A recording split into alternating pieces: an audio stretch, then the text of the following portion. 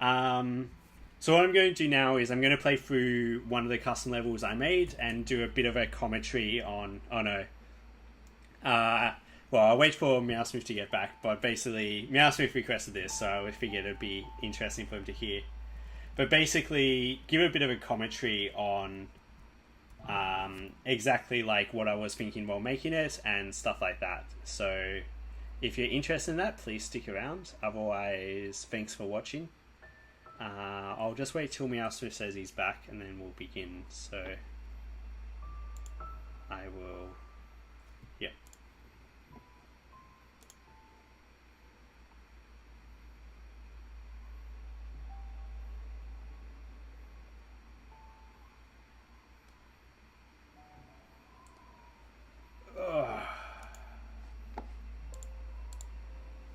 Yeah, it should be interesting. I don't know if you've played this ever, but it's a I think it's a pretty decent map. So okay, let's get started. So basically, I'll be full clearing it. So there's going to be some spoilers, but you know, whatever. Like spoilers aren't that big a deal. So anyway, I'll begin straight away with here's the entranceway. So I obviously put a bit of a, you know, Easter egg here. I think that was mainly because, like, I made the entranceway and I was like, man, like, there's this huge gap to the left. What do you want there? And obviously, Easter eggs are cool. It could be a strawberry, but I prefer, like, I think that's kind of, you know, a bit too obvious and stuff. And so just having some nice birds that flutter away is a good Easter egg. So, yeah, I know TGH isn't, which is why I'm like, oh, I can stream today and it'll be fine. So, okay. Anyway, so there's not much to say here. Like, oh, one thing you'll notice is the star ground is city-like, and if we go into the next room, look, it's now temple. And I can't remember how I got that set up, but basically it was very difficult to get it to like switch to temple immediately when you went here. But anyway, and lots of fun decals. I'll point out the decals I had the most fun placing, like this vine here. So yeah, this is basically an A-side, so the main, yeah, finishing them is hard. I spent like a month on this, so this is pretty involved. But yeah, so this is an A-side, and I kind of wanted just to, and it's very much based on just temple mechanics, so there's going to be like all the temple mechanics that exist, and there shouldn't need to be any like hyper-in or like anything like that in the A-side, so anyway, so this was just basically a fun room that I was like, hey, like, you know, a bit of an intro sequence, get the swap block into it, get some bubbles that into the next room. There's a cool speed tech you can do, which is if you do a, like, ultra and then go like this, you can go directly into that bubble, which I found pretty cool. But yeah, I also, like, partly made this to be slightly worth speedrunning in that there's a few skips you can do and stuff like that, so... Anyway, so here's... if we go into debug mode, which I will be using a bunch, you can see that this room that I'm in has is very big. And I kind of started out with this as the room that I wanted to get started in the sense of like, what I wanted was like a big hub room that you kind of entered and left multiple times, and then you kind of cut through it to go to the end. So what my aim was like, okay, let's go through multiple times, but like, how can you force them not just to go to the end? Well, it'd be interesting if you went back over your tracks a bit, so let's have some key doors. So the general idea is you collect some keys, and then you can go on to the right here, and then get down. So, anyway, here's an elevator. I like elevators. And you notice here that you can immediately see a second key door and a key there. And if we go up here, more elevators, more decals and stuff. This was a fun little obstacle. But over here is the final key. It's kind of hard to see, unfortunately. You have to jump here. Camera triggers weren't around when I made this. Otherwise, I would have made it so if you entered here, the camera lurched up a bit so you could see the key. But in general, like, you kind of have one way to go. Like, the entrance over here is blocked. So, like, hopefully the player is able to figure out that, hey, like, I can't go here, I can only go one way, so it should be pretty straightforward where to go. So, okay. And you can do some cool speedrun stuff if you're into it. Well, I failed, but you can basically skip, do a hyper off that block or wave dash off that block and go here. So, anyway, it's meant to be very easy so far, so nice little bubble section. Again, there's a bit of a skip you can do, which if you go like this and go like that, you can go up there. But obviously, I didn't think too hard about this. This was one of the first rooms I made of just like, I wanted bubbles and I wanted it to be, you know, you have to go in a variety of directions. So like, you start by going down, down left, then you go up, and then down left again, and then dash out. And I felt that was kind of an interesting thing. So this is another room which involves bubbles, except this one has like a section of dashing at the end that kind of makes it a bit more fast paced. Most of these rooms I don't think are really worth, like, they were meant to be very simple rooms, so yeah, basically that. So anyway, here we have our first obvious, well, we have our sign pointing down. The down is meant to go, oh, there's a key down there in case you missed it before. The problem with signs, and I kind of realized this, is that like when a player sees a sign, they think, oh, there's a strawberry down there. So people dash, people go, oh, am I meant to go down somehow? Which is definitely not great. And I'm not entirely sure how to fix that, but hey. But up here, it is a strawberry. So this one is pretty straightforward. It's like, the main trick I wanted was you to basically, like, use your dashes out of the bubble wisely. So up there, you, up on the top right, you need to dash to, like, make sure the blocks are down. So if you don't dash, let's just die. If you don't dash, you obviously run into that block. And you can like dash, you can dash into here, but you still die. So basically you just need to dash into there and then do the same thing there. And then here's pretty simple. You can grab that and then just do a normal jump over. So my general philosophy with strawberry rooms is to make them like a bit harder than the normal one and to involve some interesting mechanics. And also to make them obvious as strawberry rooms as soon as possible, because otherwise like the player is going to basically look at them and be like, oh, is this the right way to go? Is this like somewhere completely different? If they can see the strawberry, they can like know, oh, okay, it's a strawberry room. They can decide to do it, which most people do, or they can be like, nah, I want to just like, you know, finish the level ASAP, and then do it. I totally skipped through another red ball box. It wasn't that interesting, so yeah, we have another strawberry room. This one's really interesting. So if you grab here and you hold left and press dash, oh, it works. What? Okay, let me try this again. So usually it doesn't work. Usually if you go here, you have to press dash without pressing a direction key. But I guess maybe if they fixed it. So anyway, this one was surprisingly hard. Like, it's not meant to be hard. It's actually meant to be very simple. Just like, you know, using your stamina and your dashes to like go around. But a lot of players I saw had a lot of difficulty with it, mainly to do with stamina. Like, I don't know how I would change it to make it better, but they did stuff like this, and then they'll go here, run out, and then, I don't know. I think they just had trouble crossing over or something, but I think in hindsight, I should have made those blocks 4 wide, not 6 wide. Or rather 2 wide rather than 3 wide. That would have made it a lot nicer. And maybe moved everything to the left slightly so it wasn't such a long jump. That would have made it more attainable. But anyway, continuing on. We're now entering the dream block section, so... Oh, damn it. But not dream block, the swap block. So there's basically a bunch of swap blocks here.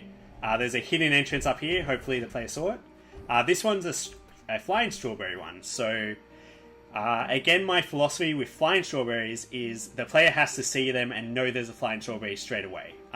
You can't have it outside of the camera and hope the player realizes that, oh, I heard the flying strawberry noise, so therefore there is one. Because often they won't. Like, they'll often like go in. I've noticed this. I've done this plenty of times. You go into a room and immediately you're like, oh, okay, dash. Okay, where's the strawberry at the end? So that's why this structure looks a bit weird. But yeah, so basically this is like just a casual, you know, don't use your dash room. And then on the way back, which I thought was kind of cool, is you actually do get to use your dash, and you have to in order to complete it. So yeah, should be pretty straightforward. And then you can collect the strawberry there. And then there's another secret entrance here, which is just more, you know, advanced swap block movement. Oops. setting the fake wall up for this was very hard. Okay, moving on. So this is when it starts getting a bit more challenging. This room's a bit longer. You have to, like, you know, use some dashes to go into bubbles, kind of advanced stuff. You may have noticed that there's a strawberry up here. Oh, there's also a respawn here. That's so you don't get punished for trying to go for the strawberry. But there is a strawberry up here, so getting this one is a interesting one. Like, you basically have to, like, use these and be very quick about, or you can do that, but be very quick about grabbing onto them, then dashing up the top. So yeah, I definitely did change the strawberry. I think originally it was a lot harder or something. There was also a lot more hidden strawberries, which I completely got rid of, so there's very few of them now that aren't obvious. Anyway, oh, that elevator there is pretty cool. It's basically like just jump and dash a lot of times, but it can be fun to work out. So yeah, so this room, the general philosophy was, okay, I want you to have to cross gaps with with these blocks. So doing stuff like this. Oh, what I was hoping the player would do, but it turns out you can do other ways, was like this kind of move. Oh wow, that was way too much velocity. Come on. So like you go here, then you go like this. That lets you get onto here, then you can jump here. Then this one, you need to not use your dash to go up there. Should be pretty straightforward, but yeah. And finally, we enter probably the hardest room in this section. So you basically have to go down, avoid the spikes. This changed later. This used to be crystal spinners, but I'll explain why in a bit, why I moved away from crystal spinners to this. And then there's the first elevator. So elevator is basically ride up these blocks while they go back. There's also no spawn points, which is maybe a bit harder than it needed to be. I don't know. Yeah, so basically elevators are right up here and try to avoid getting hit by them. This one's pretty simple. It's just like a right-left movement pretty quickly. And then this one is lots of gaps like that. So yeah, and then you get this key and you're like, cool. So you could go up here and, you know, go through the block and continue on the way. However, you don't want to. You want to go backwards. And this is how you get the heart for this level, is you basically do all these in reverse. I'm actually not going to do this. I'll let you figure out how to do them in reverse. But basically, I spent a bit of time. I think there was like 2 rooms I had to actually fix up to make it possible in reverse. But the rest you can actually do. Yeah. So anyway, you're meant to save a key so you can get a heart. Another downside, meaning go down, so in case they forget where the other key was. You get the key here, and then you enter a fun room where the aim is to obviously get all the fins. So you can do it pretty casually, just like this. Oops, that wasn't too great. Or you can do the speedrun way, where you go like this, dash through here, grab all 3, dash there, grab that, and then you get to go like this. Cool. Okay, so we're now entering the next section. So basically, I think there's kind of 3 sections to this, and I themed each one over a different like war and spike type. So the top section was obviously like these type of war with normal city spikes. You'll see from here that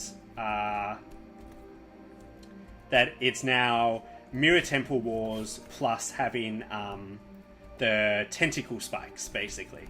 Oh, there's a strawberry there where you have to go and collect all these, need to watch your stamina, have a bit of decent jumping, but otherwise it's pretty straightforward, so... but yeah, so you'll notice we're now in Mirror Temple, the music's changed. I really wish they implemented proper music, but yeah. I also put some spikes down here. Reason for that was if the player was going really quickly through this room, they would basically see the strawberry, fall down and be like, shit. And rather than having to retry, I was like, oh, I'll just put spikes down here so you can kill yourself on them, so... Cool, we're up to the first checkpoint.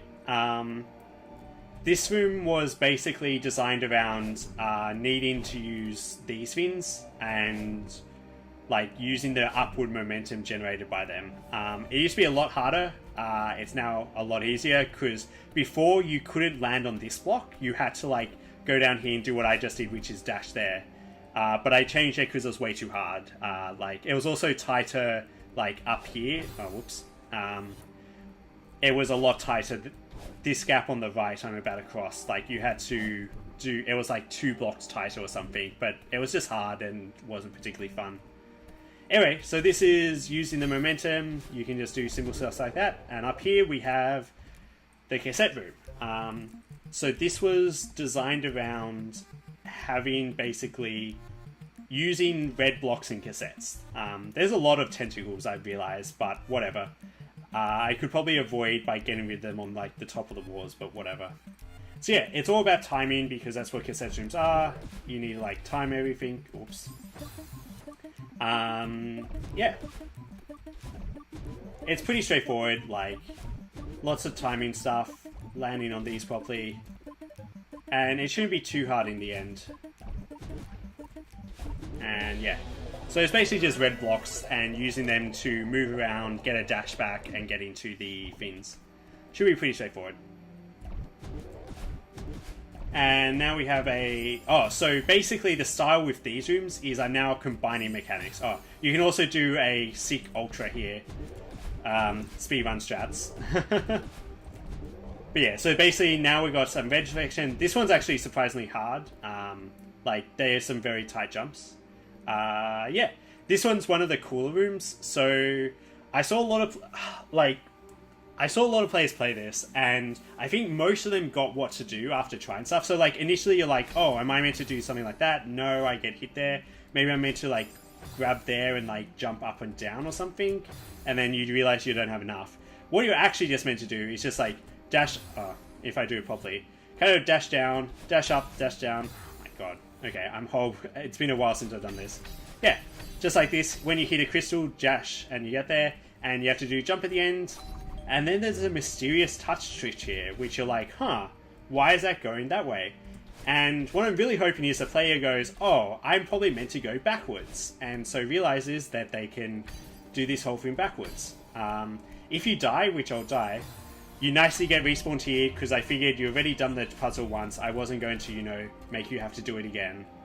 So yeah, you can do this whole thing backwards, which is kind of neat. There's also a nice wall here, so you don't get crushed at the end. And look, here's another thing. I wonder what's over here. Oh, look at that. There's a strawberry. And then you can kill yourself to go back down. Yeah. Okay, so here's the second elevator. This one is a lot harder. You have to be quicker because you're going down. And the up one's also a lot harder. Like, if you look at it, you'll notice that it's a bit tighter. And there's a lot more you have to remember. Fortunately, there's a spawn point down here. So if I, like, die, which I can get crushed, you spawn down here, so you don't need to, you know, do it constantly. One of the downsides is obviously that, like, if you have to dash a lot to bring them down. What do you say, Meow Smith?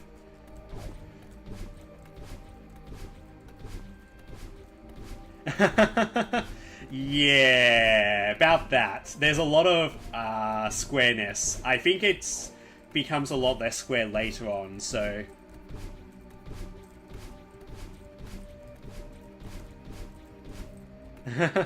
Hey, Darkroom.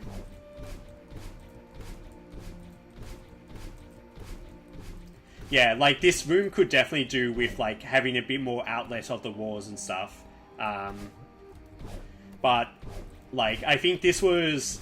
The A side was made before I redid the B side and C side. So, like, there's a lot less... Like, I also, like, got pretty frustrated having to go back through everything, so... So there's a lot of squareness, and like if I was to do a remix of this, I would try and improve that, along with having, you know, more interesting backgrounds and like a lot more interesting stuff like that. But yeah, exactly, right? Like this room could easily like have holes in like the sides along here, and that wouldn't impact anything at all. So like especially here, like this could be more interesting shapes here. More interesting shapes on the side, etc, etc. Anyway, I was going to go down here, because this is another strawberry. And this is the troll room, I'm going to call it. So basically, I'm going to try and get gotten by all the trolls. But basically, the idea was, I was like, oh, I should make a dark room. And what's the best way to make a dark room? Make it troll the fuck out of you. So, obviously you can see the tracks here, but you're like, oh, spikes, I'm just going to dash along them and get completely owned by that swap block going there. So yeah, you can then dash over them here. You then go down this hole, and there's a nice hole there. You can also, if you do this incorrectly, You're laggy as hell. Is anyone else having laggy? See ya. Ooh, what's this? Hey, Lev. I'm basically going through the level I made, kind of going through a bit about like some of the decisions I made and like what I was thinking while I was making it.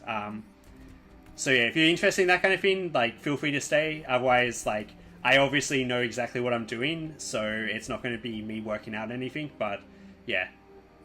Okay, it must. Sorry, Darkroom, you must have like I don't know some internet issues or something.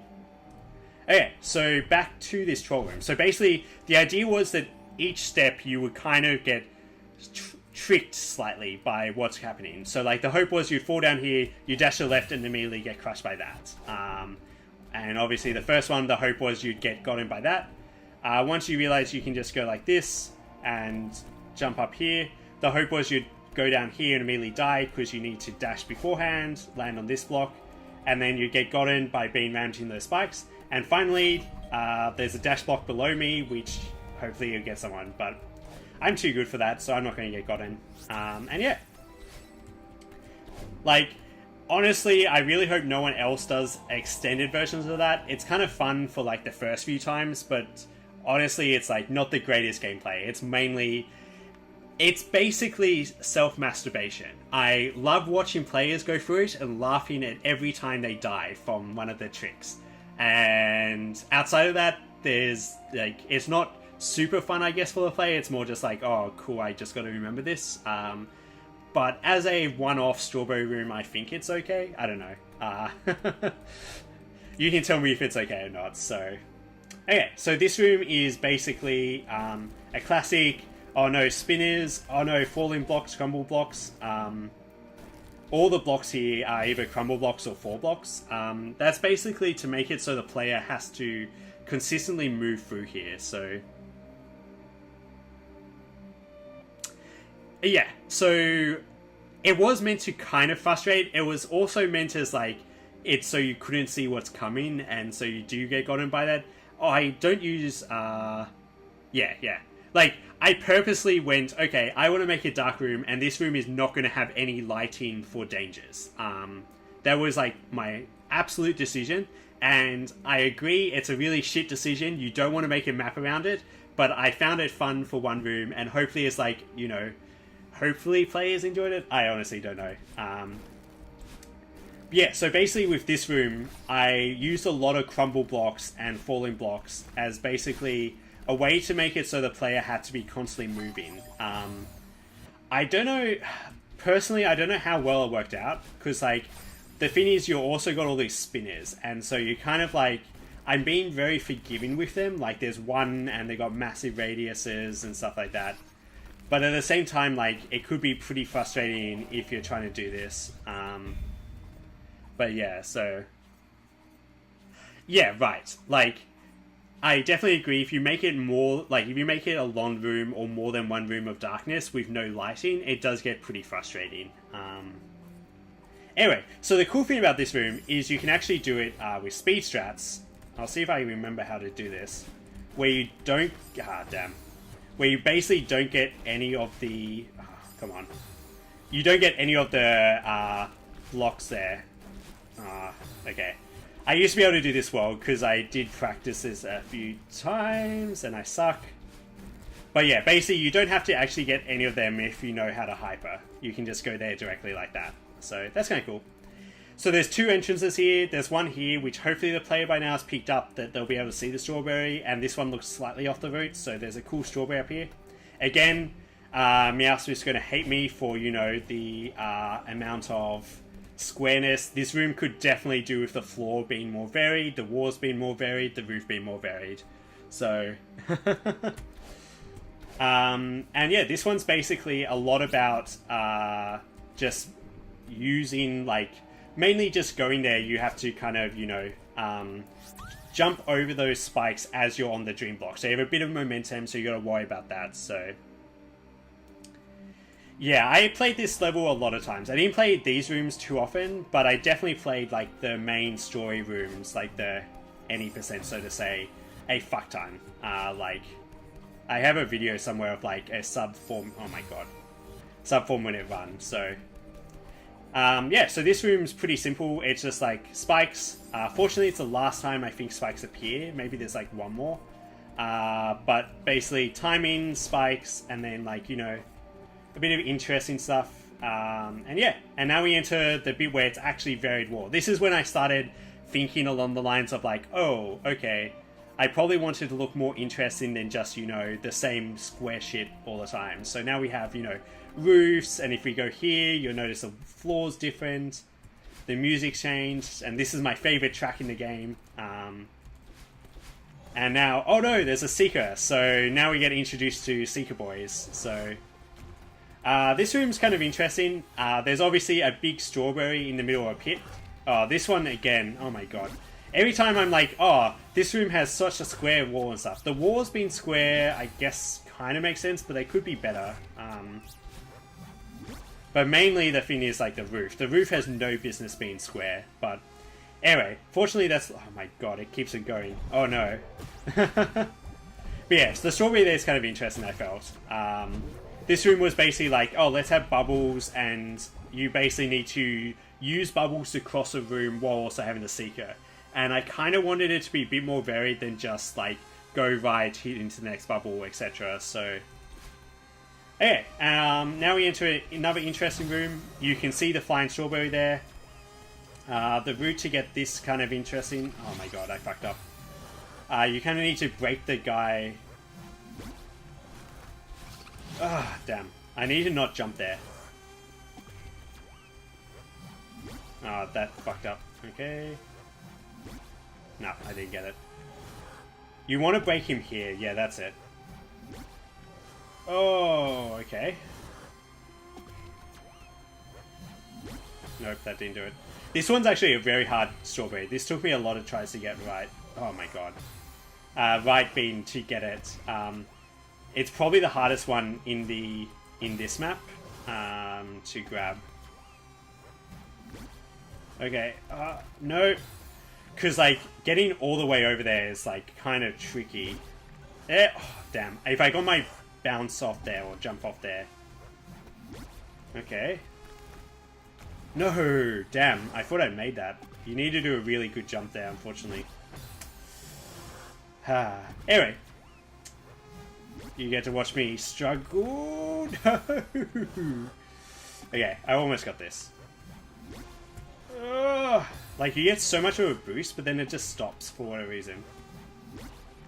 Oh, okay, that was weird. Nope. Yeah, fortunately for the A-side map, I think I only have, like, this is the only room where... Oh, I think there's 2 strawberries you need Seekers for, and one of them is pretty easy, so... if I do, like, this kind of thing... Oh, yeah, you can totally do that. Yeah, that's a really smart idea. Anyway, you can then collect it there. There's a lot of falling blocks, and doing this normally is, like, pretty straightforward. Like, even without dashes, you can just easily dash, and it's all about avoiding the Seeker, so... Yeah, so this is a classic room in the style of the Temple A-side. We're not going to actually complete it. Oh, there's 2 Seekers here, which, you know, makes it slightly more challenging. We're going to go up here for another strawberry room. So this one's kind of cool. So basically the idea was, let's get a boost up there. Except, it turns out if you, like, if I was, like, jump there... Oh, I can't replicate it. But basically, if you're in one of these blocks, you don't get the Seeker boost. Like, if you're here. Which is kind of neat. So you kind of need to time your jump. Like, obviously set him up, which is pretty straightforward. Like, he can only go in a certain way, or they can only go in a certain way. And then time your jump so you go like that. Pretty straightforward strawberry. And then go down here. Okay, now we get on to the interesting stuff. So, Seekers, with some dash blocks, having to jump over one there. Cool. And now we get into the Theo bits. And, like, the day or 2 before I released this, they had Theo text boxes. And, oh my god, I'm so glad I could do that. Like, having Theo text is so nice, so... Okay. If anyone can read Japanese, they can probably work out what's there. So yeah. I enjoyed writing the flavor text. It was pretty good. So, yeah, this one's pretty fun. You can like throw him there, do a quick dash over here. This one like requires you to do like, I think it's in the B side, a dash, a throw, then catch in the air, but like, honestly, it's really trivial in my mind, so I put it here. This one's more interesting, so the idea was you do something like this. How did you do this again? Oh yeah, you go up, so you go up here, you throw it over, and then you go up here. But you notice that you can't get the strawberry anymore because you hit that dash switch down there. So what you need to do is somehow get over here with Theo. Well, actually, you don't even need Theo. You can actually... You need Theo to unlock that door. So you can do something stupid like this. Oh, that does the same thing. Okay. The actual solution in my mind was to do something like this and then do like a catch like that. Oh my god, I'm so bad.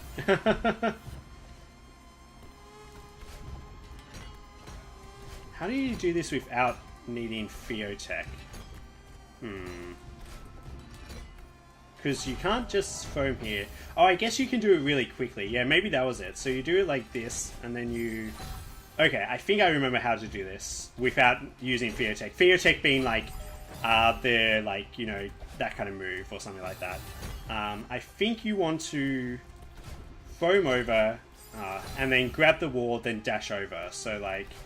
Throw him over, and then you can slip in there, and then you get trapped. And you have to do it quickly enough that you can get out.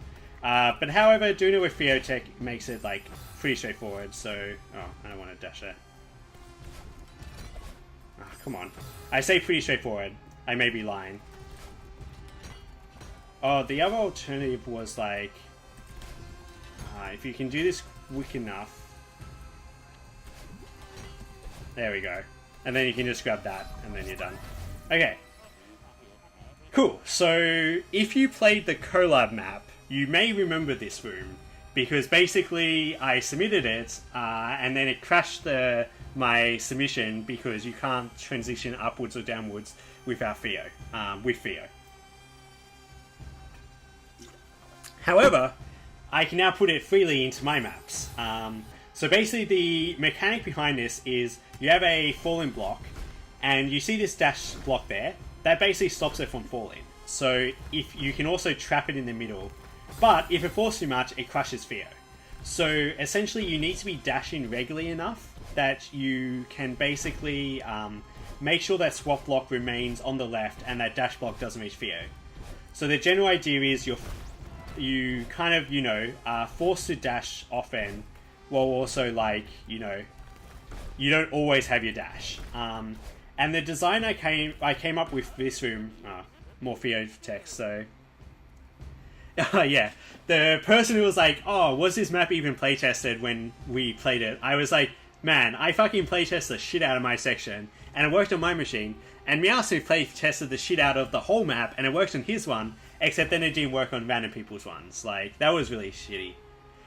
Anyway, so the general designer behind these is like, you want to have stuff where the player doesn't want to dash everywhere and can't dash everywhere. So with this, you notice like you don't want to dash into this wall, and like if you're constantly dashing, you're going to hit the spikes and stuff. So yeah, there was a lot of playtesting going on there. So wow. Cool, and now we get the spiky ones. You'll notice again, there's a flying strawberry. We need to go up there. There's a few ways to do it. The common way is like that, and then you can just like commonly go up here, collect it, and then you can go back and get Theo if you want, or you can just die and do it again normally. But yeah, this was basically my... Let's have... Oh, wow. Rip. Let's have my Theo with Seeker Room that you need. It was a kind of interesting concept, just like, you know, hitting some switches, having the Seekers put a bit of pressure on you to move fast with Theo. So it wasn't too bad. Okay, so this is the second last room in the game. I should probably do this without Theotech. Basically, the general idea was, like, you go around collecting these, you grab him, then you do it again.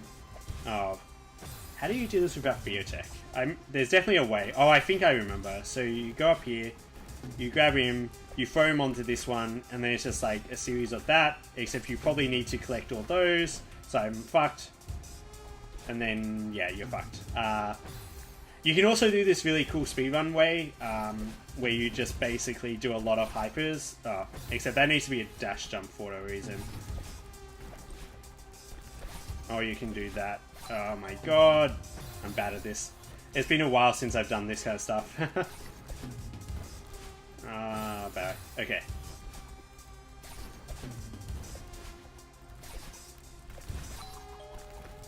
Cool. So that's basically the speedrun route, and then we go into the final room, which is a long drop. The music stops, and you're like, shit, what's going on? Okay, I have to go here. Wait, there's a fin back there. Oh no. Oh no. You need to throw Theo into the side of the wall. But wait, what happens to Theo? He's trapped there, possibly forever. And that's the end of the level. So yeah, that's basically the A side. So it's pretty straightforward. I don't like the ending rooms get a bit tough, especially some of the ones with the Seekers and Theo get a bit tough. But for the most part, it's pretty straightforward. Has the regular stuff, and yeah, kind of fun. So anyway, so let's move on to the B side. Theo dies at the end. Yeah, rip Theo. Man, it really sucks. Like, he also like. I'll quickly show you. I'll warp there. But if you die enough times, actually, okay. No one's ever going to find this, so I'm going to show you a couple of secret stuff. So let's go down here. So first of all, if we go into this room. Oh yeah, I don't like how the text like takes ages to disappear. So I put in some secret Theo text because I was kind of like, you know, that'd be cool. If you take it back here, there's nothing more because I couldn't figure out a way to get further there. And the last secret Theo text is if you die here enough times. I think it's 5. There we go. So dark, so dark. Anyway, so that's basically it. Yeah, Rip Theo basically is the story behind that. Cool, let's move on to the B-side. So this one I'm actually going to have to play properly. Yeah, see you around, Percussion. Yeah, Rip Theo basically. If you have the chance, watch the VOD of this, because you may find out there's more to Theo's face than just Rip. Yeah, so the B-side, the story behind the B-side is basically, I made a map originally called Haunting Temple, which was just like your traditional first map. Very tough, lots of different mechanics, had a kind of cool theme, and like I think a few of the rooms were pretty nice. And then I was like, man, okay, I made this cool map, people seem to kind of like it, I'm going to make an A-side, a B-side, and a C-side. And yeah, so the B-side is basically takes a few of the rooms from the original map, modifies a huge amount of them, and adds a bunch to make it a proper length. It's really tough. Like, if you had called this a D-side, I would be like, it's not as bad as some of the D-sides in terms of difficulty. Like, a lot of the rooms are pretty short, but man, it gets tough towards the end. So yeah. Let's begin. So basically, to begin with, we're like, oh, let's use, you know, block momentum, have to save your dash, get through, land on some blocks, then go through a different puzzle to, you know, while it's going backwards, get through some events. So pretty straightforward stuff. This room was in the original map. It's basically a stamina room where you kind of need to get through without using your stamina. So like, if you do it the easy way, you kind of like, you know, run out towards the end. So, and now you're Rip. Especially if you like a bad, you'll get Rip before. You can make it easier by doing an extended hyper at the start, and that makes it so you save one jump. And then you can dash over the end, so... Is that someone new? I remember like seeing people rage. It used to be you had to do one more, and you were required to do the extended at the start, but I realized that was shitty, so I got rid of that. This is your traditional, let's use the spinners. Like, I don't think it's too good. I think this is the one of 2 rooms in which there's spinners in this map, because I hate cycle-based stuff, so I basically just didn't put them in. This one, there's a pretty stored strategy, if I can do it, of just like, jump, dash, jump, dash, jump, dash, and go down here, dash to the left, and you're done. So, It was a streamer. Do you remember which streamer it was? Because I can't remember if anyone raged that hard, but yeah. Anyway, so this room is new. So basically, I've mixed falling blocks with dash blocks there. So you need to figure out that you don't use that falling block to get onto that dash block. Enox. Okay, fair. And then here's a really interesting trick, which will come up in the seaside, of basically there's a falling block to my right, and I need to kind of grab onto the falling block, land on top to get my dash back, and then land on there to dash to the finish. I found it really awesome. Like, that kind of trick of getting back on the block is really cool. It can be really frustrating. Okay, so we entered the version 1 of the elevator room. So basically, this room got nerfed hard. It used to be that key used to be a touch switch, so you had to do the whole thing without dying. I underestimated how difficult it was, and basically because the thing, I think a lot of people actually fall into this trap, is like when you make a level, you know exactly what to do, and like then it's just basically execution. Whereas with this type of level, it's hard to know, especially on the downward sections, where to dash. The upper ones are pretty obvious what to do, but the downward ones is very hard to know exactly when to dash to get through.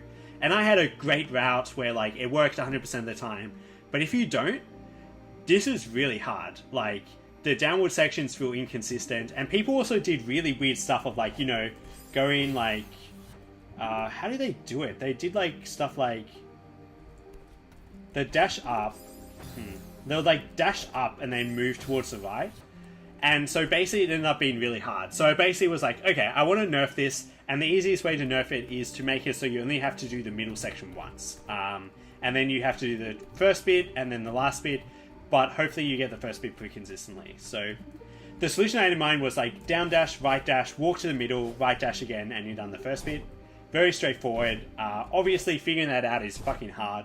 And then going up, it's basically a lot of left and right stuff, and then in the middle. Going down, you just need to time those dashes well, and you get that. And then this bit going up is pretty challenging. I probably won't get it first time, or maybe I will. Okay, anyway, you can see there, muscle memory makes this amazing, but basically it's lots of tight movements around stuff. I think this is a really interesting concept. I don't know how many rooms you can make with it, but especially the upward bit is kind of cool. And yeah, I would say seek out rooms with it would be kind of neat. So this one's kind of neat. So it's basically using upward momentum, hit some switches, have to get there for your dash back. Very simple room, just like, need lots of stuff like that. So this one, the main mechanic was having the dash buttons wedged between spikes. So basically you could say the main mechanic was that it's very precise and very tight. Yeah, so maybe not the best room. It's kind of neat. It's a very short room. But yeah, it's basically just lots of like, dashes like this. You can also, like, if you don't want to do it quickly, you can grab onto the wall where the dash bin was. And then, yeah. Very straightforward once you know what to do, but obviously requires a bit of timing to get right. I think this room's pretty hard. And yeah, that concludes the first section. So the first section is with the same theme as the first section of the temple. The thing I did was I made them all one, like, screen room. So you could basically see the entire room within a screen. The reason behind that was just to kind of warm up the player and also to, like, make it more creative. Like, oh yeah, we'll do percussive. Yeah, so basically, I feel like a good way to, when you're making maps, to like make stuff that feels unique is to restrict yourself with what you're going to use. So like if you like go, I'm only going to use, dash crystals here and spikes, or I'm only going to make them one screen wide, so that forces you to use space efficiently and to make certain kind of obstacles. And I feel like that's a good way to kind of help you figure out like ways of pushing mechanics to the limits, because often when you're like, I found myself getting into that as well. It's like, oh, I have like a mechanic I want to use, well I made 2 rooms and now I have no idea where I'm going. Where if you like think about restrictions you can place on yourself, or like variations, like, oh, I'm going to use like dash crystals and spikes or something, you can easily like make it more fun and have it a bit more unique. Okay. Anyway, moving on. That was my creativity breeds. Restrictions breed creativity talk or something like that. So this room is basically, you can view here, it's basically a giant descent in the style of 5B. So you have to manage your stamina well and also do very tight jumps. I think it's a pretty fun room, and I don't see too many of these where, you know, you have to worry about your stamina while also, like, oh, you don't need to neutral there, by the way, while also doing some kind of tight jumps. And one of the things I really like about it is, like, you can line up stuff. So, like, this tight jump here, which would normally be pretty tight to make, you can line up yourself by grabbing the top bit, which makes it a lot nicer, I find. And, like, I purposely did that, basically. I was like, hey, I want to make it so you don't need to... Anything that's 2 blocks high, I want to make it so you have a, like, consistent way of getting it. Anyway, and you need to use your dash there, and then there's a similar lineup here where you can just jump down here. And then, yeah, you're at the bottom, hit the switch, and move into the next section. So, giant square room, blah-dee-da-dee-da. Fun stuff here, and then wall bounce there. That room can be tough. I saw a few players who didn't know about the that kind of bounce you did there, like this bounce, where you like dash up and press jump to get the long distances. So like, I don't know. I thought it gets taught to you in like 5C, I think, in the second room, but it's a pretty interesting mechanic, which I don't like. It's very cool, I find. I can't remember who it was. Someone found a cheese where if you see above that 1 block wall, there's a spike above it. There didn't used to be one, so what you could do was, if you fucked up the wall bounce at the end, I'll see if I can replicate this, and then I'll do it for real. If you fucked up the wall bounce, you could jump on top of it. That occurred in a couple places, and they were quickly patched out. Oh shit. Because I was like, oh, yeah, like, it kind of defeats the purpose if you can just, you know, redo it. Like, I guess, like, this comes back down, I guess, to the cheese aspect, where, like, in some cases, like, there's cheese, there's shorter ways to do it, you can kind of skip obstacles. However, like, the whole point was you had to do the wall bounce. And, like, I didn't want them to skip the whole point. Like, if you could just, you know, go up and do that, I felt it kind of defeated the purpose of the entire wall bounce. Whereas, like, in some other rooms, I did leave in ways of quickly doing them or skipping stuff where it made sense. I was like, well, you're still doing a lot of the room and, like, you're doing the hard stuff. But anyway, that was just a fault there. Here's the second and last occurrence of the spinny boy. It's the fast one. Need to hit the switch, unlock up there. Hopefully indicates to the player they want to go up here. Use the spins like that. Grab the switch and then time it so we can go through here. Dash down. It's possible to dash into that dash block there, but I just made it so you can do this. There's a troll at the end. I don't know why I put that there. I probably should remove it. It's kind of shitty. I think I just put it there because I had it originally and then just never removed it because I was just like, oh, this is cool, I'll get a player or something.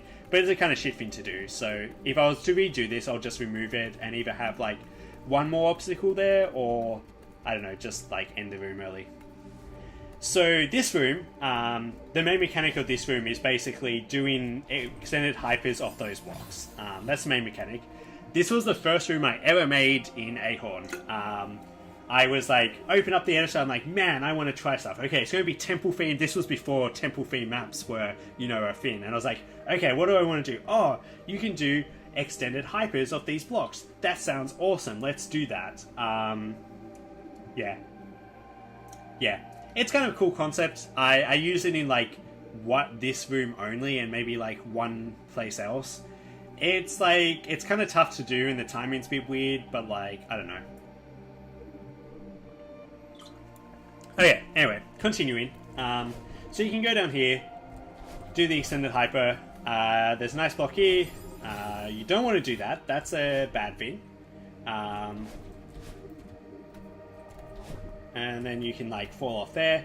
So in this section, originally, yeah, this section was weird. It changed a lot.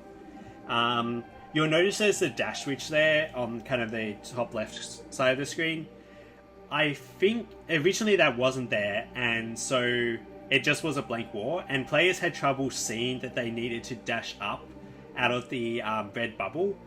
And so basically I added it there so the player has to do it, but also so they know that it exists. And I think that's a really cool thing you can do. Like, if you see like players constantly doing the wrong thing, instead of like, you know, making spikes there or something like that, think about how you can encourage them to go to the area. So put like something to go there, like a refill crystal or like a touch switch, or in this case a dash switch, so that they know where to go there, rather than making the area where they're not meant to go less attractive. So yeah, so basically this one's very simple. Just need to hit there. Well, I say very simple and I immediately die. But yeah, you basically hit it, then you land on the block, and then you do a final extended hyper off the block, and you're done.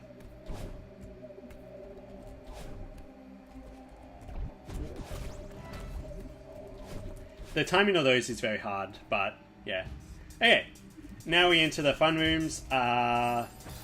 Nice, you need to do extended hyper up here, but whatever. Then you got this elevator. The jumping for this is very strange. It's a very interesting elevator. Once I get into the zone, there we go. You can do it. Another extended here. Originally that was a reverse dash, but then I got rid of it because I realized that was bullshit. Go up here, and then you can do like a nice, oh my god, a nice thing there, and you're basically done. This was the second room I designed. It changed obviously again from the original incarnation. Like, this bit up here wasn't there. You had to do like a couple of wall dashes or something stupid like that.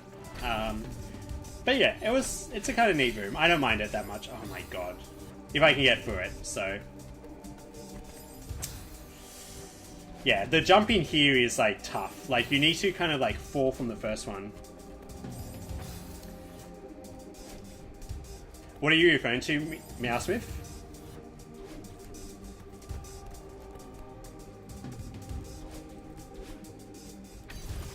Are you referring to like the incentivize the player to go somewhere rather than de-incentivizing? No, de-incentivizing? I don't know. Yeah, right. Nah, that's cool. Yeah, I figured you may like that. Yeah, it was something like I realized, and I try to do it in a couple places. I'll try to remember to, point them out when I get to them. But yeah, basically, like, it's something like I think a lot of man makers could take into account, because like it's the right, yeah. But like, it also plays into like, hey, I have a room full of crystal spinners. Why? Because I want to desensitize them from going in all these places. There's one route, you have to go there. Whereas instead, you could make it so that like there's less crystal spinners, so it feels less tight, but you still have like either like mechanics like blocks or something, refill crystals at certain places, making them to go in those locations. Okay, there we go. Have to hit there, and then it's a simple dash through there, and then we're done. Okay, so here's the first bit where you kind of have the bubbles. There's going to be some wall dashing here.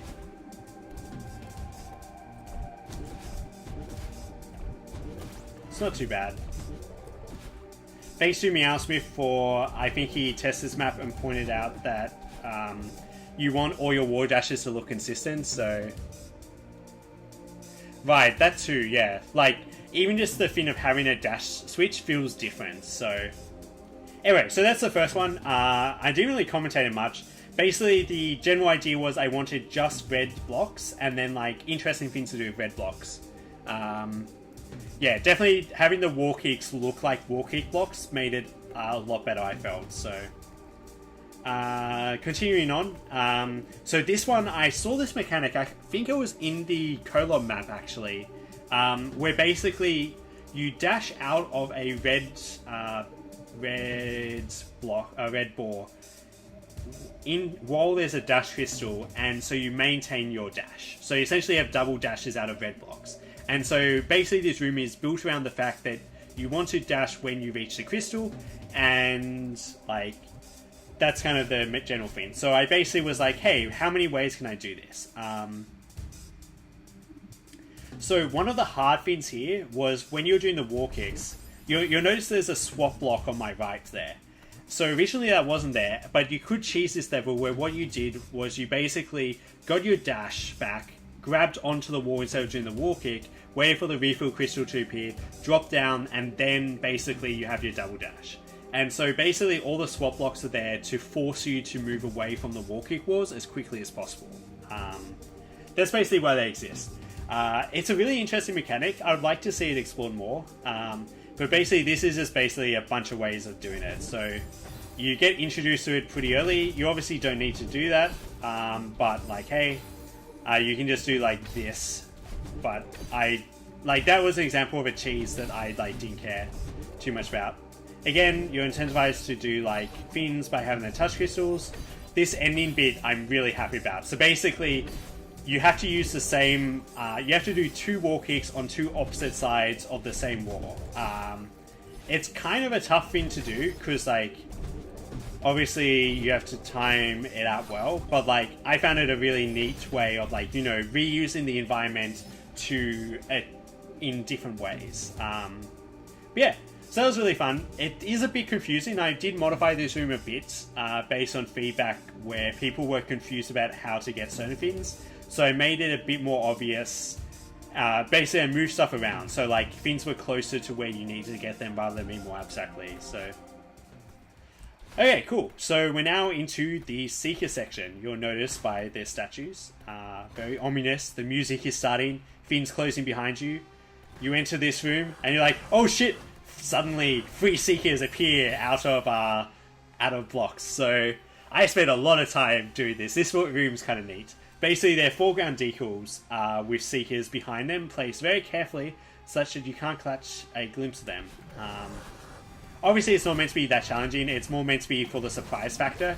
I think I got someone who was legitimately, gave a small shout when the Seekers came out, which was pretty fun. So, yeah.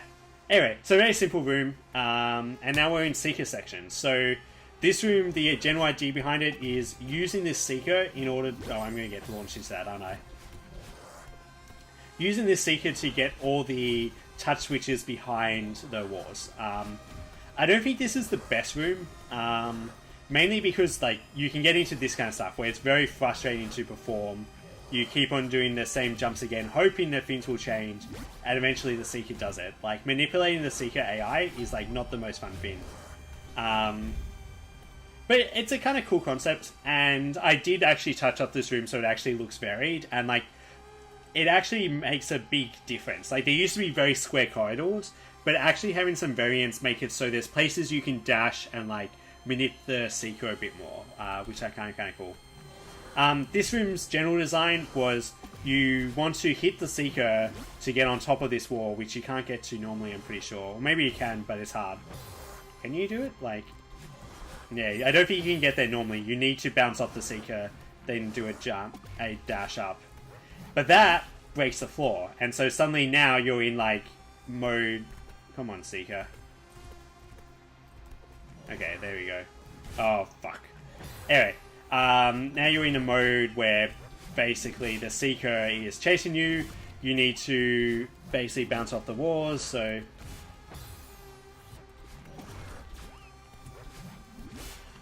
Yeah, I think Name Guide did a similar thing. There's also a similar thing, I think, in the Temple B-side, except the floor doesn't disappear. It was mainly because I liked the floor disappearing aspect. The whole room was built around, once the floor has disappeared, what are you going to do? So, yeah, this is going to break it, hopefully. Okay, let's get over here. Oh, come on. Please end. I'm reading your stuff, Meowsmith, now.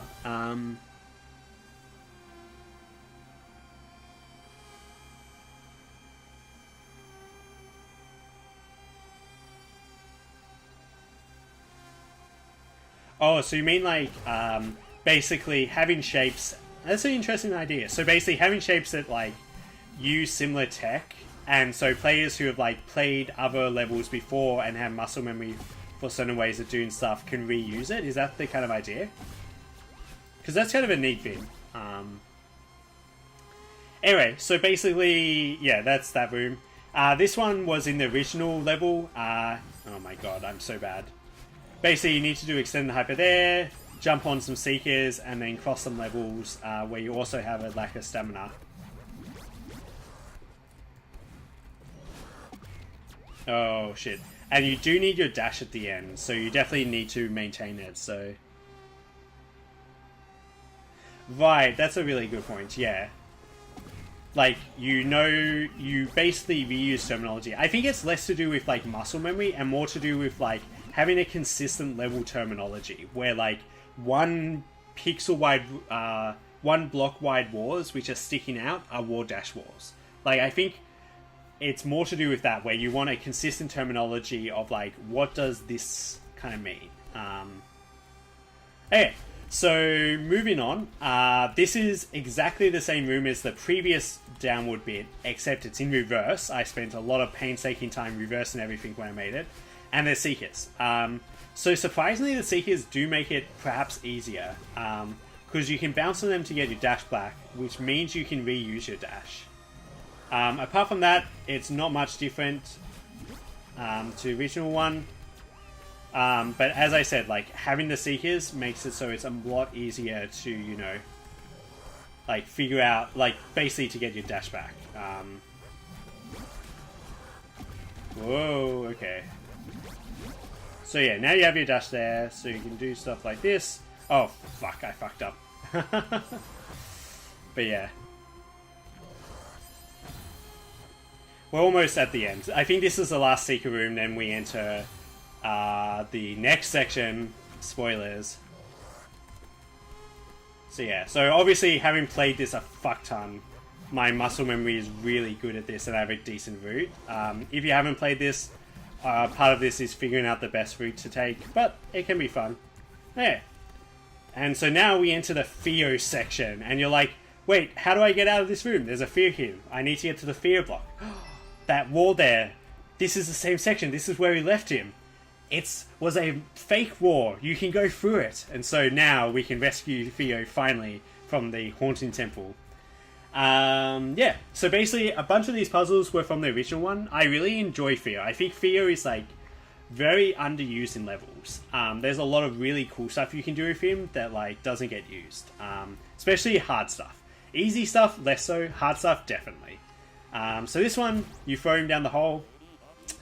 Theo makes a witty comment, and of course he dies. So you need to kind of throw him down. Oh. And then you don't want to dash, you want to get up here. And then you want to basically catch him in the air, and then go over there. So there's a couple of different ways to do it. Like, you can do it like this, and then neutral your way up the wall. I think the best way I have to do it is do it extended, and then you can just like do that. Yeah. So now we're abusing weird fins. Yeah, Theo crystal mechanics are awesome. I think the later rooms, which are made later, have more of them, but like, just getting the momentum and stuff is really cool. So, yeah, so this room, as Theo hints to, you're meant to hop in the bubbles and you ride them like normal, except you're holding Theo and it looks very dumb.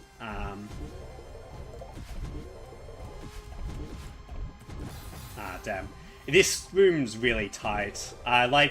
I think it's okay because it's very late in the game and it's like getting to the point where things are becoming hard. Ah, damn. I almost made it. But at the same time, like, you'll notice I'm failing those last two. That's because, like, they're very tight to get. Like, being able to dash out of the crystal in the right direction is pretty hard. Come on.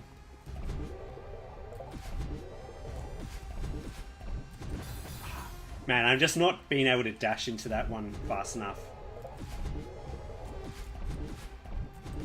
Come on.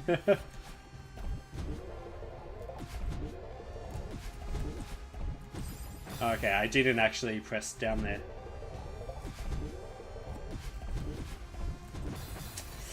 Yeah, eventually I'll be able to do this. I usually don't have this much trouble with it. But this second last one is giving me strife today. Again, this probably is a room that I'll re-look at doing and try and make that second last one nicer. What am I doing wrong? Okay, I'm gonna, like, not press the jump button immediately. Oh, and then I die because I'm not used to it. Okay. Eventually I'll be able to get through this. Am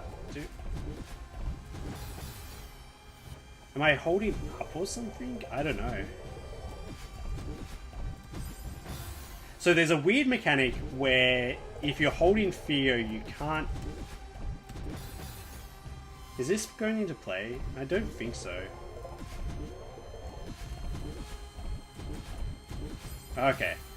Maybe I gotta let go of Zed. Oh, then I let go of Theo, lol. Okay. Let's try this one more time. There we go. And Theo makes it in.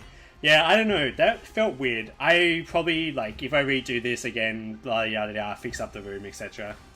This one's kind of neat. So uses red bubbles again, except this time, like, you have to do more than just hold Theo during them. So you... Oh, shit. Is my... Okay, my key's not sticking again. Good.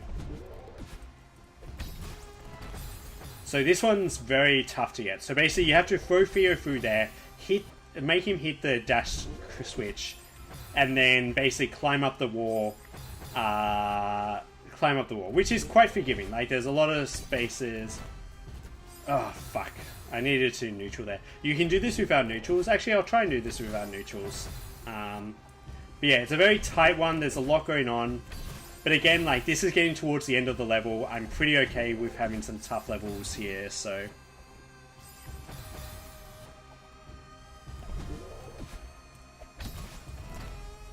Okay, there we go. And then it's pretty easy from here. You hit here, and then you can just climb up the wall like normal, and then you can jump over with Theo. Okay, cool. So now we enter the variation 2. So basically the idea behind these were similar to the last ones, except like different mechanics essentially. So this one has a lot of dashing, a lot of tight jumps, and it's a lot tighter. Like, you'll notice, you can see how much room I had left at the end, which wasn't much. But yeah, pretty straightforward. And the next two, basically, what I do here is I'm using different mechanics than just like dash crystals. So this one uses red blocks, and is way more puzzly. So you need to work out a way to go through here such that you're kind of dashing at a regular interval. So you want to not be spending too much time in a red bubble, and you also don't want to spending too much time in a red air, then hitting a red bubble, and then dashing out of it. So there's a huge amount of routes. This is one I kind of like. Whoops. Oh man. Okay, I'm so bad at this. Where basically the idea is you're dashing at a regular interval. Oh my god. Can I just do this? Okay, there we go. Okay. And then at the end you have to quickly go get him before the thing picks up. But yeah, like, I think it's a really interesting design. Cool. So this one, I think, is by far the hardest one of them. And is also, like, takes a lot of puzzling to do. So here you've got a lot of blocks. You've got some dash crystals that you need to use to refill your dash. And you also, obviously, need to hit the trust fins. So once you have a route, it's actually not too bad to execute. But, like, finding a route takes a lot of puzzling. And you really need to think about what you're doing. Like, you need to be keeping in mind that you don't want to be dashing quickly in succession. You want to be spreading your dashes out over time. And so finding a route is, like, hard to do.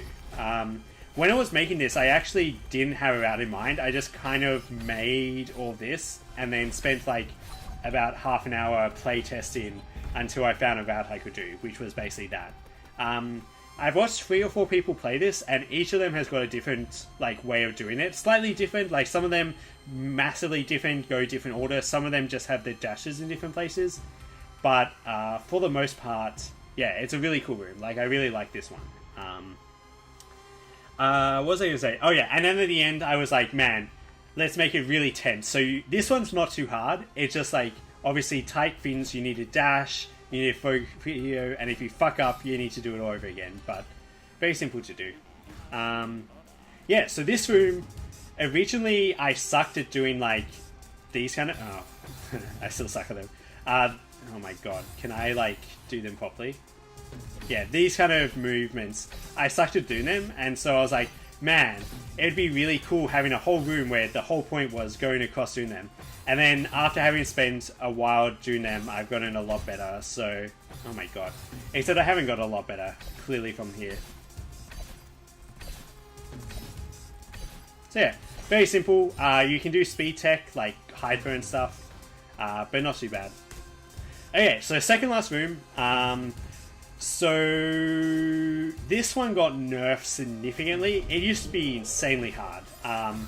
What I wanted you to do was throw Theo out while also dashing in the opposite direction. So you kind of like throw Theo. So basically the idea is you move. Okay, what do? You dash out right of it, and then you throw Theo towards the left. And then now you got those, you need to basically go over to the right hand side and do some kind of trick. So the best trick to do is to go throw Theo, do... Oh, okay, that didn't work. And I'm not fucked. Oops.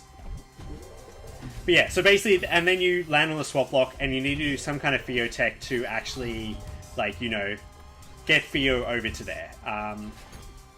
And the easiest one is just do a foam, do a hyper catch, and then land. Originally, you had to do an extended hyper into a catch into like a that kind of like a diagonal up and catch movement, which was insanely hard. Like I could get it like once every 30 or 40 goes. Well, it was a bit better than that, but basically I nerfed it because it was too hard. So anyway, we're now in the cassette room. Theo has some helpful stuff to say.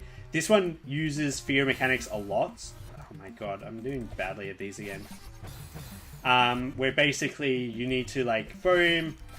You can get away with only doing some, but you definitely need to do... Oh my god. I'm not... My timing is messed up for these. There we go. You need to extend it there. Throw... Oh my god. And you need to time it, of course. But yeah, basically it's lots of Theo mechanics, which, you know, if you enjoy doing Theo, you'll find this fun. If you don't enjoy doing Theo, yeah, you're gonna get frustrated out of this. I'll just... Oh my god. I'll concentrate on finishing this. There we go. That's more like it. Oh, come on. It's my... I really hope it's not the key being sticky. I used to have a problem which turned out to be that my key was sticky. I'm going to check after this stream, but... blame it on hardware issues, clearly. Oh my god. But yeah, you need to extend it, jump there, so that you can catch Theo after doing a dash there. Oh, this is not going to go well. Oh boy. Okay, whatever.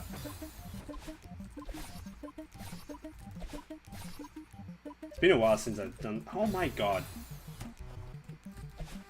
Okay, let's do this. Okay, I think I'm doing it too quickly. Like, I'm not being able to dash in time. There's probably some delay. There we go. Oh, I completely missed it. And then, yeah, you need to, obviously... So, why am I taking Theo, you ask? You'll find... Oh, I guess you'll find out. I won't spoil anything, so...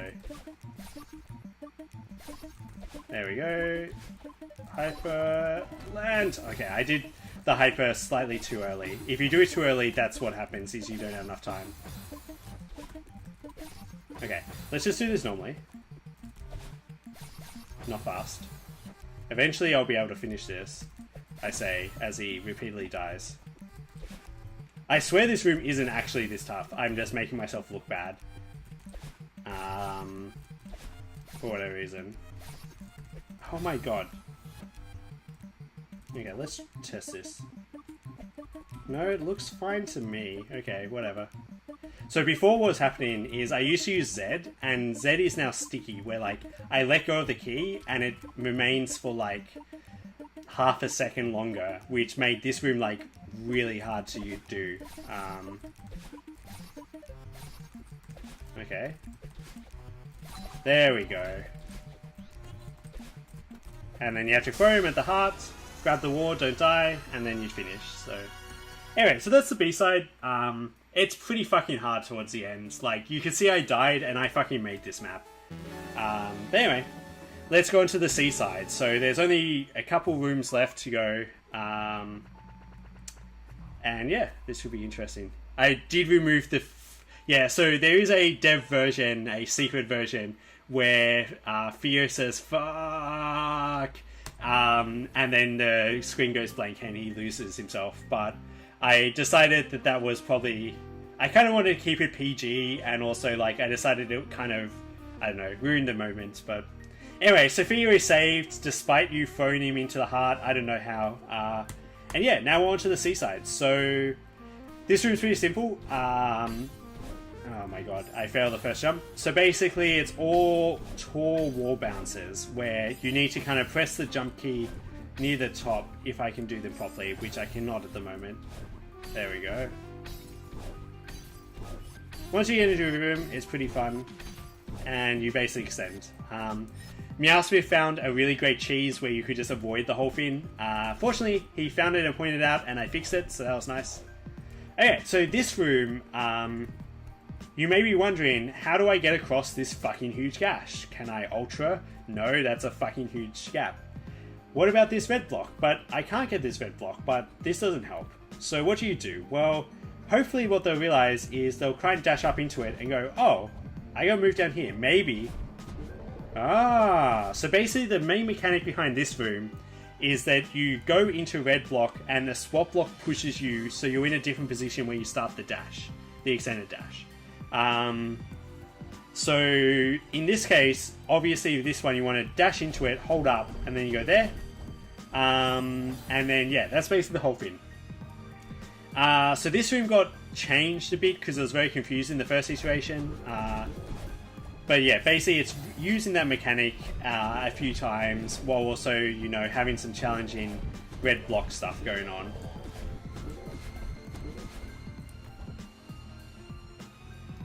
Yeah, totally. They'll climb the wall, reach the bubble, and go, well, that doesn't help. Like, my hope is people look at that and basically go, "Why? It's not helping. What can I do here?" And kind of maybe figure out that, like, an experiment with dashing into it and eventually figure out what happens. Like, I definitely agree, if you haven't seen it before, it's probably not the first thing you'll think of. But, like, the hope is that they'll eventually figure out, like, they'll try dashing into it. And as soon as you dash into it, you'll go, oh, I got moved, and hopefully figure out what the effect is. So, but that's a really valid point, Lev. Thanks for pointing that out. Okay, so now we enter the seaside, the final screen, which in traditional seaside fashion is fucking hard and very long. So yeah, so I'm just going to quickly go over some of it. Begins with one of those upward dashes into a wall bounce, got to go over that block. Those two are falling blocks, and then you got to do probably the hardest move in the entire level. Is basically you land on that block, you have to fall down, land on it again, and then, or either land on it again and do an extended hyper, or do a wave dash off it into that block. It's a fucking hard move. Like, seriously, like, I will get it a lot of times, but getting the timing down is really hard, and I purposely put it on as early as possible so that a player will be able to get a lot of practice with it. Maybe I should have put it even earlier. I don't know. Just generally while I'm going through this room, basically my philosophy was I want the player to be constantly moving. I don't want there to be breaks where the player can sit and think. Well, not really think, but more like sit and rest and break up the action. I want it to feel very flowing while also, and you're constantly doing stuff. Because I feel like that's what makes the most rewarding experience for a seaside, is where you're constantly moving and you're constantly kind of going through and doing stuff. You're feeling like you're engaged. I also didn't want to make it obscenely hard, like make, you know, one pixel wide gaps you had to go through. So a lot of them are kind of wide and use a bunch of different mechanics. I didn't want the same thing over and over again. But yeah, so anyway, you grab that red bubble, go through here, and then you're doing those two tall dashes using the same setup as the first room in this level. Grab onto another falling block, you need to dash over, fall through some spikes, land on a red bubble, do a bit of tight bubble maneuvering, then you get onto some spins, which you need to do some spin cancelling, land onto a dash block, go up here, do some more landing onto it. And this red bubble, you need to dash into it so that the block moves you, so you land up there. You can then dash into that red bubble, go there, etc, etc. And then finally, you use that block to launch yourself into the heart, hit it, get your dash back, and then dash into the heart to finish the level. So, straightforward, right? Anyway, so let's see... Oh, I failed the first spin. Let's see how much muscle memory I maintained. Hopefully, this should not take me a huge amount of time. Like, I tried this, like, a few days ago, and it took me, like... Oh my god. You can see why that's difficult. Like, getting on top of that for the extended is a hard move. But yeah, it took me about 5 minutes a few days ago to get through here. So hopefully, like, it won't take me that long today. I am more tired, but... nope, didn't get the extended. But yeah, getting onto that dash block is, that falling block is one of the hardest spins in this level, which is why I try to put it like as early as possible, so players could essentially get a lot of practice of it before moving on to the more easier bits. Because once you have it, it's actually not too bad. I say that. Basically, like, obviously I'm out of practice, but if I did this for, 10 minutes, I should be able to get it like 90% of the time. Come on. I think... What am I doing wrong? Okay. Ah, come on. I'm falling too fast, I think, there, which is causing me to not land on top of it. Oh, that first war dash, I make it look not too bad. There we go. But it's quite tricky. So yeah, dash dash, fall into here, do some navigating. Ah, I dashed too early. Cool. But yeah, then you got to do those spring cancels, which aren't too bad. Like, I originally had the war a lot closer, so you had to do very tight ones, but I figured that was not fun. Like, it's interesting enough doing them, and it's just not fun doing, like, really tight stuff, especially that late into level. Like, the obstacles probably get easier as you get into it, because I wanted to make it so that, you didn't have to spend ages repeating the start over and over to get muscle memory to do these sections. God damn it. Oh yeah, you can't dash into that block, which is unfortunate. So not that block, but that, oh my god. That bubble at the start. It's too tight. There we go. Nice. I didn't... So the problem there was I jumped too early, so I didn't get enough height onto those ones. Oh, come on. So the falling block, I think, falls slightly faster than you do. So yeah, the general way I try and do it is I try and, like... I'm going to concentrate. If I die again, I'll explain it. Yeah. So I basically try and get slightly above it, then quick fall onto it, and then do the extended hyper. Like that. I think that's the most consistent way I've found. So yeah. No! Oh my god. So you don't want to do... You can do an up dash out of that red bubble, but it's very hard, so... I prefer doing the up right, which you have to time a bit later, but it basically works out nicer, I feel, in the end, so...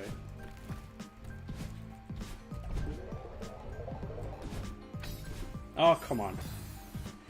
But yeah, so, yeah, this is basically the level. As I was putting it together, I basically worked from left to right, and did some moving around when I had finished all the... Well, had got most of the obstacles, and then did a fuck ton of playtesting. Like, I have probably played this like giving it close to 1,000 attempts and probably beaten it at least 50 times or so. Mainly because, like, you want to know where the trouble areas are and try and reduce them. Like, if you're, like, this first jump is a trouble area, but it's the first jump, so it doesn't feel that bad. Whereas the later ones, like, are a lot easier to do and probably got nerfed a bit to make it so that it was possible to do it once you kind of knew what you're doing. Yeah, I did that badly.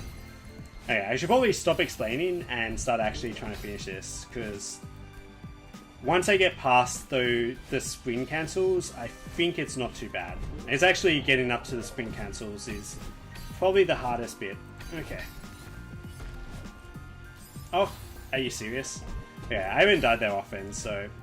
Okay, let's do this. Nice. And you can see I'm a lot more reliable on that falling block hyper, because... Oh, I did the up again. Basically because I'm now back in practice. The muscle memory has revived, and now I know exactly what I'm doing.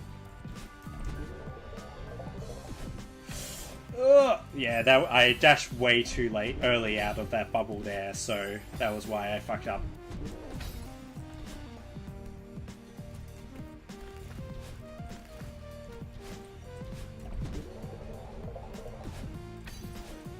Damn it! And then I dashed way too late into that crystal, so... Come on, let's finish this. I just want to be done. It's late at night, etc, etc. Oh shit, it's past midnight. Anyway, but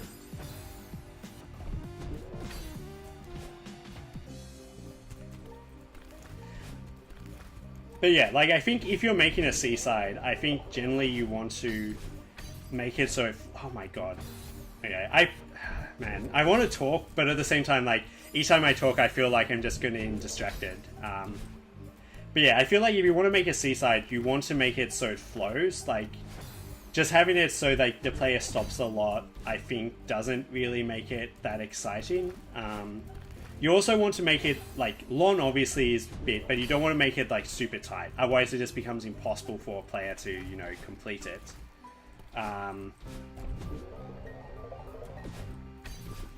Okay, that was good. Let's do this.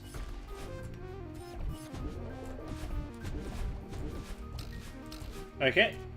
Nice.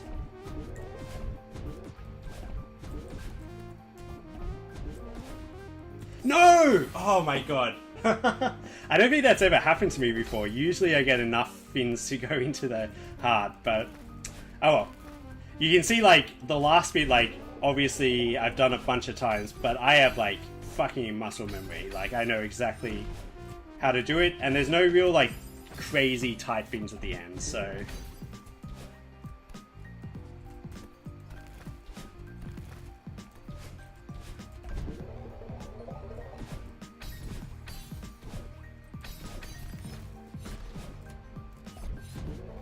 Oh, bloody hell. I'm getting a bit tired. I'd like to finish at some point, so I've been streaming for, what, like, almost 4 hours? So yeah, at this point, like, definitely the reactions are slightly slowed, but I should be able to get through this. Like, I got to the end, I fucked up the last jump. I know exactly why. I probably jumped way too early than I usually do. Okay, nice. Okay, one more hard thing left.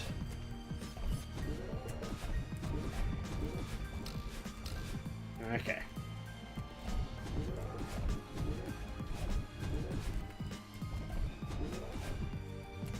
Hey! And yeah, that's basically the seaside. Okay, so I'm going to call it quits there. Thank you for watching. Thanks for sticking around. I hope you have a good day / night, depending on what time zone you're in. And yeah, feel free to give Haunting Temple a try. It's quite a bit harder than I made it look, but it's also, I think, a lot of fun. I think there's a lot of variance there. And yeah, thanks again for watching, and I'll see you again soon.